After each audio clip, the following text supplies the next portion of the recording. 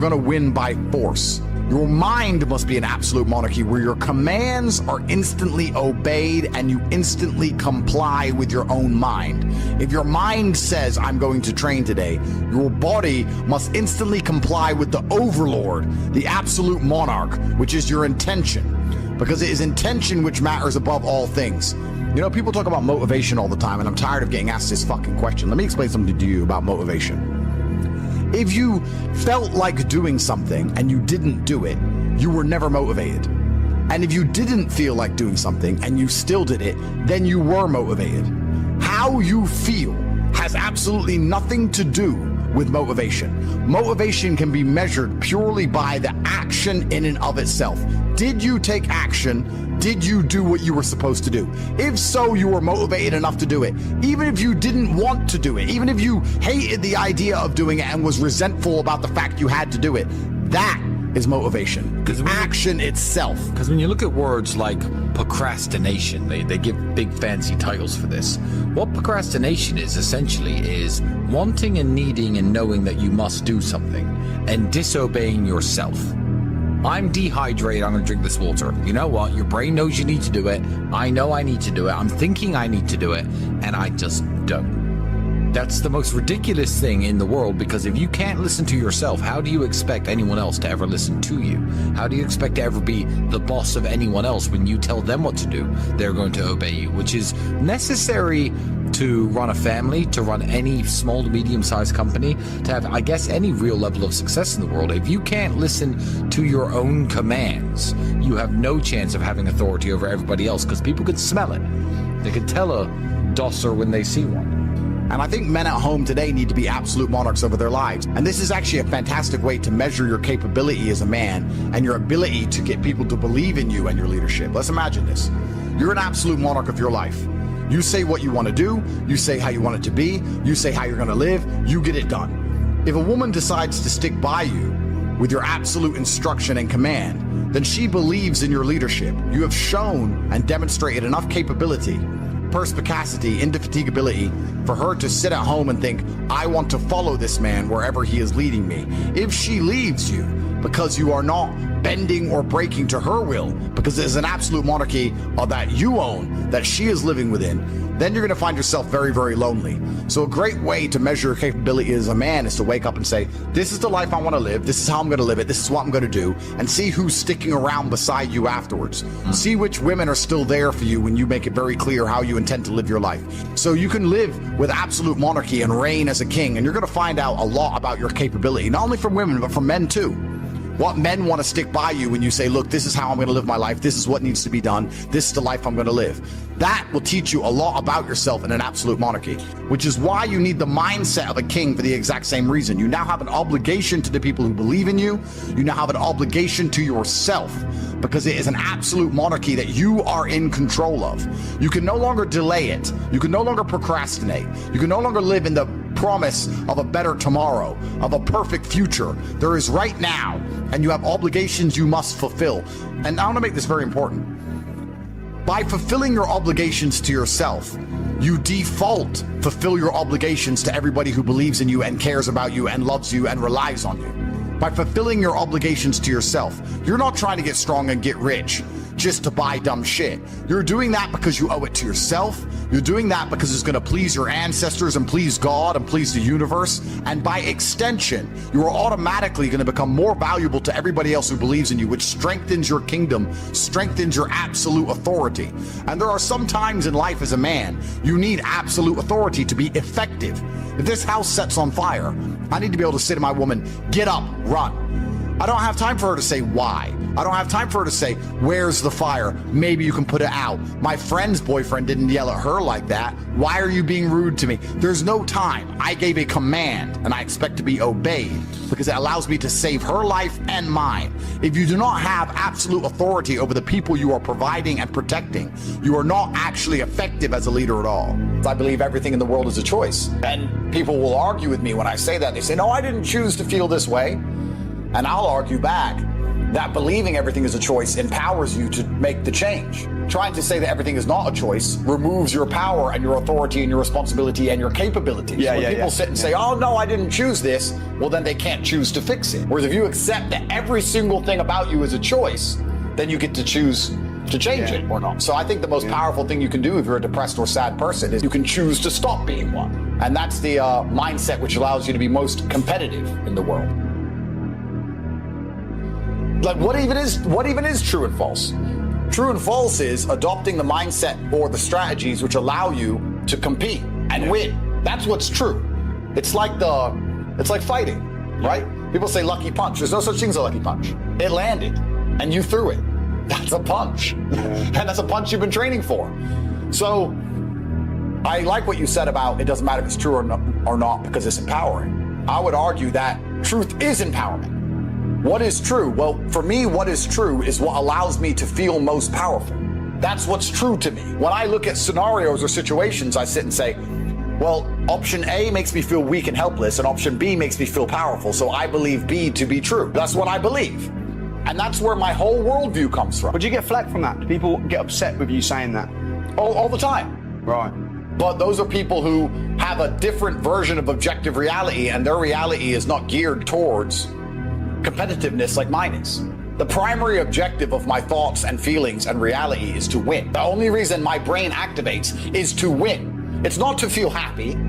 It's not on some garbage, endless quest for what might be true. It's to win all of the time. So I optimize for competitiveness and I optimize for performance in all things, which is very unpopular with a lot of people. Most people don't optimize for that. Most people optimize for the worst thing possible. Do you know what it is? You know the worst possible mindset you can try and optimize your life for? Go on. Happiness. Happiness is for women and children. You're allowed to be happy as a woman, and you're allowed to be happy as a kid. As a man, if you wake up and go, I want to be happy today, you're going to do unimportant, narcissistic, hedonistic garbage. You're either going to eat too much, drink too much, take drugs, sit around and play video games, smoke weed. You're not going to achieve anything if you want to be happy. It's ultimately temporary, and you sit there and go, I want to be happy today, I want a happy day. You're not going to achieve anything. As a man, 99% of the time, you're going to be stressed or annoyed about something that's just happened, currently happening, or about to happen. That's life. We live constantly anxious. We have a lot of things to do. And you either suffer the consequence of the stress it requires to be a somebody, or you suffer the consequence of having no stress because you're a nobody and you work in Starbucks and then you're a no one. There's no escape the eternal suffering of man. So many men say to me, oh, how I don't feel happy. I'm like, so? You think I'm happy? I got nearly $1 billion. I'm still stressed. I was up at 6 a.m. I gotta go here, I gotta go there. I've got to train, I've got to do this, I've got to do that. At what point do you think you've earned the right to wake up as a man and feel happy? Have men ever been happy? Name a period in human history where men were happy. Because if I think back, they were all dying in ditches. Yeah. But if you wake up and say, no, I don't want to work, I just want to be happy. No, I'd be miserable. Well, everybody would be. In fact, I retired at 25 and was miserable after 2 months. No, winners would be miserable. But losers love it, and that's why they lose. Okay. Losers say all the time, losers have this problem with temporary motivation. A loser will come and say, I really want to change my life. I can't live like this anymore. And they'll mean what they say for about 2 days. And then they're happy to go back to being a loser again. You know, they really want it Monday to Friday, but on the weekend, they're happy to go back to how they were. And that's why they never escape. They never get the terminal velocity required to break free from the atmosphere of mediocrity. So, yeah, I'm conditioned to win. Just like you said, you can't handle the idea of stagnation. You can't handle the idea of retirement. I'm the same. But I'm not going to lie and pretend that that mindset means I live stress-free. In fact, I would argue that I adopt endless stress all of the time because I'm looking for problems to solve, because I'm looking for money to make. I'm looking to win. Yeah. So there's a competition. Everything I want, someone else wants. I have to beat them. Let's apply that to mentality. You're not going to argue with yourself about what mentality you should have or how you should implement a mindset to be most combatively effective and what's going to make things work the best. If you're already working the best, you're not going to doubt your mind if you're already massively successful in all realms. The reason none of my enemies can convince me the way I think is wrong is because I outperform them. How how can you tell me that my mindset is wrong and the way I think and act is not the correct way to be a man if I ruthlessly outperform everybody at everything? Yeah, I'm better under stress. I'm more successful. I'm more well-known. Why would I want the mentality of these little trolls who nobody even knows who they are? They're insignificant nobodies. Why would I want to adopt the thinking of sad losers when I can be a competent, capable, and happy winner? And this is extremely important. So let's keep it on the mindset here. If you start to succeed in the way you need to succeed, you will no longer doubt your thinking patterns. If the way you thought and the way you felt, even if it was negative and sad, even if it wasn't a positive feeling, was giving you the results that you wanted, you would still want to retain that mindset. This is extremely important. You know, people ask me for advice and they say, Andrew, what should I do here? And I'll answer and they'll go, but I don't think that would work because of this. Since when is this a conversation? Since when is it? You asked me how to get rich. I told you how to get rich. Now you're telling me that I'm wrong while you're broke and I'm rich. This is not a conversation. You were blessed by an answer. You should thank God I even wasted my time on a lazy loser like you who's not going to take any action despite the fact I gave them the exact path to monumental riches and capability. Guys, I am sick and tired of being asked the same questions in different various forms that lead to the exact same answer, which is get something done. Get up and give a shit and actually try and actually care. All of your life will be instantly fixed if you start to actually care about the outcomes and blame yourself for all of these things. You have wasted your life. And it's exactly the same if you sit around, maybe I'll go to the gym, maybe I'll start this, maybe I'll start this project, maybe I'll start this business, maybe I'll talk to that girl I like. You're going to end up 45, fat, chronically ill, too injured to even save yourself with training and to get back into shape. Lonely, no kids, no money, broke, and the type of person that people don't want to deal with, which is another circumstance that keeps you broke. So the price you pay for this is not as simple as a bad year or a bad 2 years. It is literally a wasted life because we only get one spin at this, and if you throw it away, you've thrown everything away. There's nothing more beautiful than absolute accountability as a man. It's truthfully the most beautiful thing a man can experience and implement inside of his mind. Absolute accountability for all things, both the good and the bad, to blame absolutely everything on themselves. I promise you, if you stop making excuses, you stop waiting and praying for some kind of better future, and you wake up every day and say, all of the good in my life is my fault, and all of the bad in my life is my fault, and I'm the only one who can fix this. It's never going to get better by itself. It's never going to be fixed by anyone else. It's never going to be easy. I have to win by force. I must force myself and my mind to brutally perform. There is a degree of comfort that comes when you understand that the power is within your own hands. And this is the life you want to live.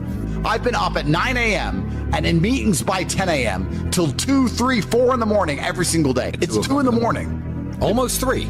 It's almost 3 in the morning. Still I've been up. busy all day long, and I'm a billionaire and one of the most famous people on the planet, and that's how I'm working. 16, 17, 18-hour days. You're sitting around on your ass doing nothing. Doom scrolling. And then you have the audacity to ask me why you're not where you want to be in life. Because men like me are going to take everything and not even leave you with scraps. There's not even going to be a little piece of meat on the carcass because you're too busy chasing around women who are too good for you in the first place. The only way you're going to have anything in this life is to wake up and to suffer the brutal realities of endless effort and to win by force. And that is the answer to 99% of your questions. That's the answer to how you get the girls you want. That's the answers to how you get rich. It's the answer to how you get in shape. It's the answer to how you become motivated. I can be motivated to do anything because I force myself. I can blink and cure my brain and be endlessly, permanently motivated to achieve the most mundane and boring and insignificant of tasks because I have decided my mind is an absolute monarchy that I control, that I rule. If I decide to become the world's fucking best at coin flipping, I will stand there and flip a coin so repeatedly over and over again until I am brutally, I'll become impressive at flipping a coin. if that's what I've decided to do. You can't motivate yourself to even get in the gym and have a body people admire you for. You can't motivate yourself to be sexually desirable. And then you want to sit here and ask me questions about how you get a woman. You can't motivate yourself to get up and log in and dedicate yourself so you could finally have some money. The dream is not to have a Lambo. The dream is to have a mother who isn't worried about hospital bills. The dream is to be able to travel around the world because there's a place you want to see before you die. The dream is to have a car that works, and if it breaks down, you can afford to pay it. That is the dream. And to achieve this dream, you do not have to climb Mount Everest. You have to open up a laptop and type, and you still fail. And then you want to sit there and ask me, oh, how come I don't have the motivation? You don't have the motivation to type on a keyboard to achieve your dreams, and you think I can fix a loser like you? If you're not improving, you are dying. If you're not growing, you are dying. There's no such thing as staying still in this world. Isn't it beautiful for a man to turn up, try his absolute best, or otherwise, attempt to try his best, and be completely responsible for the results, to get the benefits of a positive result and all of the negatives of a less than perfect result? There is nothing better as a man than to turn up and get a fair shot. That's exactly what you should want. You should want as a man to be judged for who you are and what you're capable of, with no sugarcoating, no positive spin because you know somebody. You want to just say, here's who I am, this is what I can do, give me a fair chance. You want a fair chance in life, and you want to be the kind of man who says, if I have a fair chance, I'm going to win because I believe I can work harder than everybody else. There is nothing better than turning up, putting on gloves, even if you've never fought before in your life, and showing that you have the grit, because you can only win things in life by force. This is a mentality decision. This is a chance for you to prove to the world that you never quit, that you never give up. This is a test to see who's a quitter and who's a winner. And this is why I said at the beginning, the only way I have ever won anything in my life is by force. The only way I have ever succeeded in anything in my life is by force. It's all I know how to do. It is all I have ever done, is to look at the insurmountable task ahead of me, to look at the large, huge mountain which has never been climbed before, and one step at a time, with an iron mind which will not bend, which will not break, remaining completely unfazed, put one foot in front of the other until one day I wake up and I'm at the top of the hill. There is no easy way to get anything else done ever. But perhaps, maybe, all of this is just a form of procrastination. It's a form of copium. It's a form of self-explanation where they can try and talk their way out of the brutal reality, which is work. People ask me, how do you get rich? You do this and you work.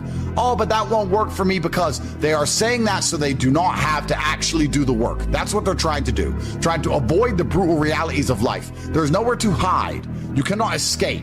The only thing that is guaranteed in this life besides death is constant, endless, never-ending work.